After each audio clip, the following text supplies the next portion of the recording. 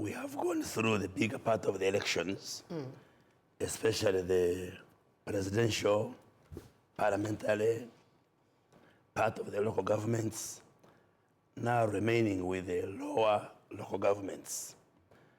And I think by and large, it has been a successful exercise.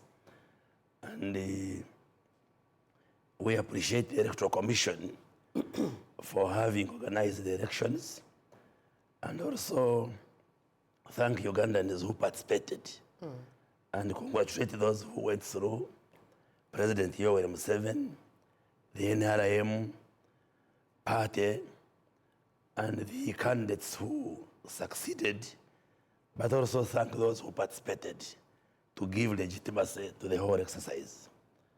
And despite a few hitches here and there, the exercise has gone on very well in our view. Probably some of the issues which have emerged is to do with the behavior of some of the actors, especially those who wanted to resort to violence, maybe to cause riots, which is being contained.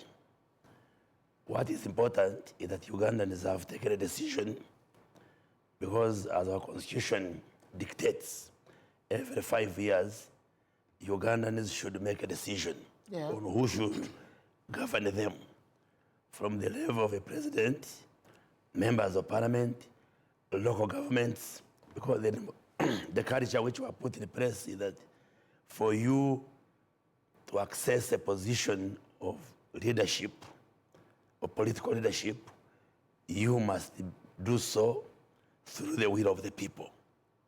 And this is what is being exercised. And that's why you see even the president going all the way to hold all these rallies for him to be voted by Ugandans.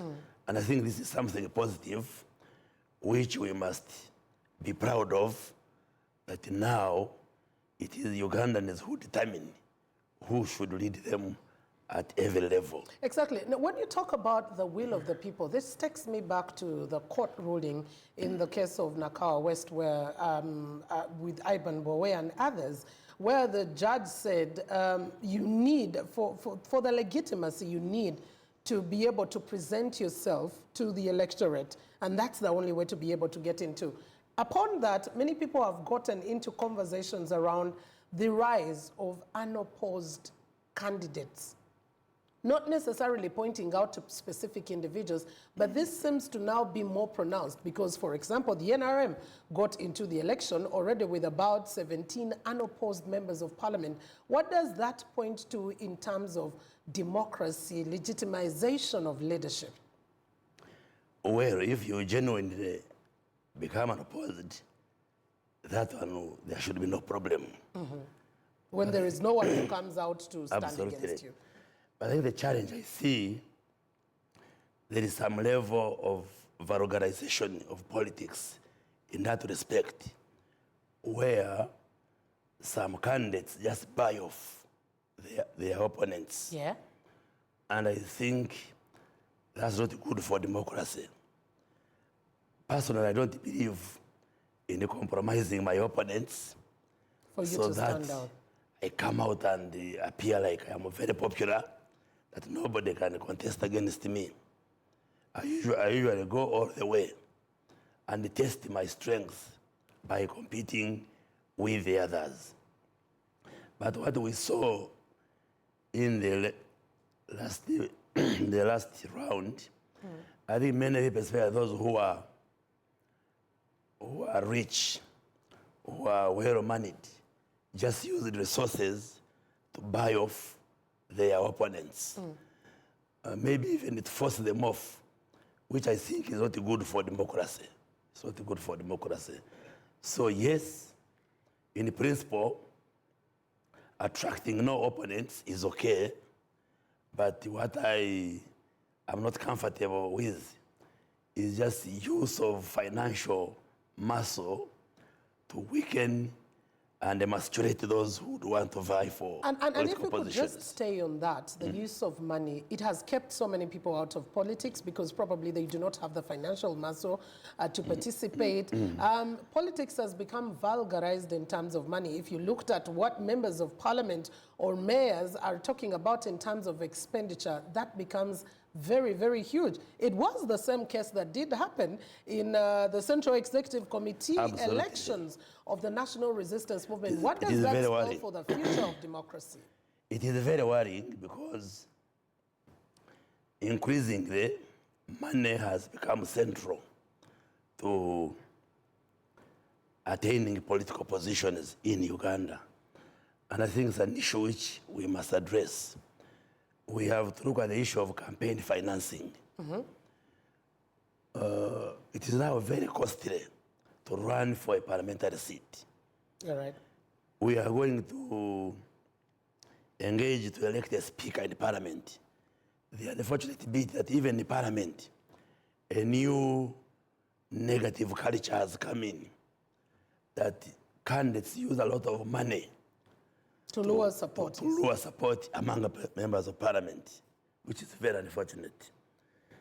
I think we need a law on campaign financing so that we regulate how much candidates can spend on campaigns, but also a lot of investment in the civic education for people to appreciate that you don't have to be rich for you to represent the others. I don't have to be the richest person in my constituency for me to become their member of parliament. It's a challenge, but we must face it. And I think it undermines the integrity of our democracy if money becomes central rather than looking at the quality of the leaders who should represent us. One would ask, where would this have emanated from? Where did this habit start? Because, and what we see is it's a continuously growing. Well, I think the culture which has crept in over time, I cannot trace exactly where it began from, Yeah. but something which has developed over the years. And now, the danger with that one is that we push away those who may not be well resourced. And yet, to effectively represent your people, it should not be a question of how much money you have. Yeah. Maybe partly it has also been to do the way we remunerate political leaders, especially members of parliament. I think there is a concern that members of parliament are well remunerated compared to other public servants. Isn't it the reality that you are self-accounting? You can be able to determine your own salaries as a Parliament of Uganda? That's what the Constitution says, that there will be a parliamentary commission, which parliamentary commission determines the emoluments of parliament. A commission that is consistent of the Speaker, consistent of the Leader of Opposition, who are all members of Parliament as well. The Prime Minister, the Prime Minister, Minister of Finance. And the question, and most at times those are also members of Parliament, albeit holding those ministerial positions. And one would ask how impartial such a commission would be. I have been a member of the commission, and I don't think there is abuse. There is no abuse of those responsibilities, because as you determine how much to pay members of parliament, you look at the economy, the size of the national envelope. It is not true that members of parliament are necessarily paid much better than most public servants. If you look at most of the CEOs in the government, they earn better. Maybe you can say MPs are many in number, but and so the expenditure is huge.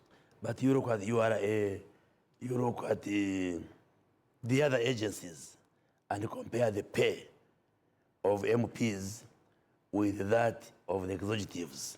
MPs are not necessarily paid better than those public servants. And maybe what blows off the pay for MPs is the facilitation for MPs to do their work in their constituencies. You see, I am elected by the people of Chinchiz East, and I live in Kampala. I must be enabled to go back to Kanungu to service the constituency. Yes. So part of the allowances are the duty facilitating allowances, like for fuel, but not salary. In terms of what an MP earns as salary, it is comparable to what other public servants earn. Do you think? So, but there is an impression out there that if you want to make money, you go to Parliament. Isn't that the reality And that's for why, many of them? no, how come